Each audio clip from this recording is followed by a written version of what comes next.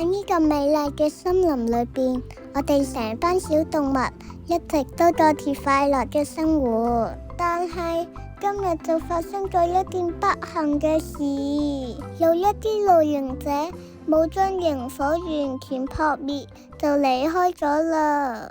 忽然間有一陣大風吹過，營火燒到旁邊嘅草叢，火勢好快就蔓延開嚟，我哋成班小動物都面臨住生命危險啊！當我哋好驚唔知點算嘅時候，一班保良咗嘅小學生帶住佢哋嘅 AI 機械人嚟到森林，佢哋好快就揾到火源，同埋我哋呢班被困嘅小動物。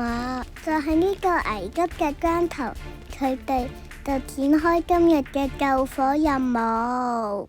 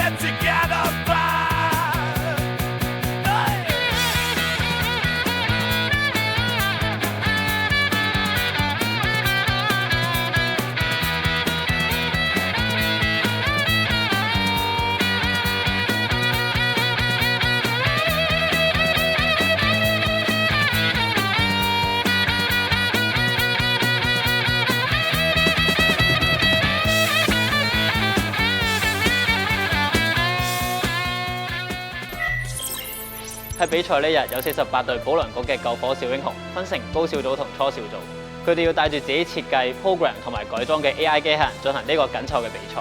故事嘅設定咧係喺森林大火入面，小朋友需要用佢哋嘅 AI 機械人分別完成滅火同埋救援嘅任務。場地分成兩邊，場上亦都有唔同顏色嘅火源，有唔同嘅障礙物、受傷被困嘅人同埋小動物。兩個隊伍係要同時進行任務㗎。比賽會分成兩部分，分別係滅火階段同埋救援階段。喺滅火階段，同學仔需要用佢哋嘅 AI 機械人去辨識相應顏色嘅火源。高級組嘅 AI 機械人仲要識得自動避開障礙物。而喺救援階段，同學仔需要用手掣操作模式，仲可以去對方場地進行跨區救援。喺比賽嘅同時，佢哋亦都要同佢哋嘅對手合作。喺比賽之前會有簡介會同埋工作坊，等佢哋由零開始組裝部件。而城大嘅同學、中學嘅實習同學同埋老師亦都有提供技術支援。喺技術支援嘅 workshop 入邊，同學會落場測試佢哋親手設計同埋改裝嘅機械人。This thing will save the people and the animals, like the squirrel and rabbits, and the young people and old people. It can knock out the fires, and then it can grab the people to safety. We are the rescuers. 我今日嚟呢度係整翻好個機械人，我哋會用 AI 機械人去救火同埋救人，可以夾嘢，可以夾啲人出去。呢個車其實係用我哋創新嘅 3D 打印技術製造出嚟嘅，個機械人就要利用鏡頭去識別火源，叉開個火源，再救人出嚟。We are planning to have an air cannon to push the fire. We'll also make the pushing rod into Lego pieces and also add glue to make it more sustainable. 好啊！我呢個 program 係同我啲同學一齊寫嘅，我一個人完成唔到呢個比賽，我要同埋啲同學一齊做先可以完成到。我有信心贏呢個比賽。我都有信心贏呢個比賽。我有信心贏呢個比賽。Of course, definitely, 100%.